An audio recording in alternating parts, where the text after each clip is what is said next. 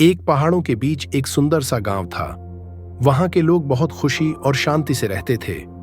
लेकिन उसी गांव के पास एक दरिंदा भी रहता था, जो लड़कियों के साथ जबरदस्ती करता था। एक दिन रोहन अपनी मां के साथ खुशी से खेल रहा था। तभी अचानक वो दरिंदा वहां आ पहुंचा। उसने रोहन की मां से कहा, मेरे साथ चलो। लेकिन रोहन की मां ने साफ इनकार कर दिया। ये देखकर दरिंदा गुस्से में आ गया और उसने रोहन को धक्का देकर जख्मी कर दिया। रोहन बेहोश हो गया। उसकी मां डर के मारे मजबूरी में उस दरिंदे के साथ चली गई। जब रोहन को होश आया तो उसकी मां वहां नहीं थी। वह घबरा गया और मां को ढूंढने निकल पड़ा। ढूंढते ढूंढते वो एक पेड़ के पास पहुंचा, जहां उसे अपनी मां की लाश मिली। ये देखकर रोहन फूट फूट कर रोने लगा।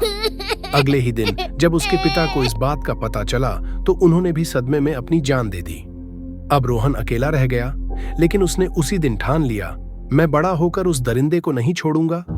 15 साल बाद अब रोहन बड़ा और मजबूत हो चुका था। एक दिन फिर वही दरिंदा गांव में आया और एक लड़की को जबरदस्ती करने की कोशिश कर रहा था। तभी रोहन वहां पहुंचा।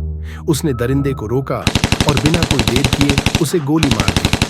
गोली मारते वक्त रोहन ने कहा, याद है 15 साल पहले तूने एक बेटे से उसकी मां छीन ली थी।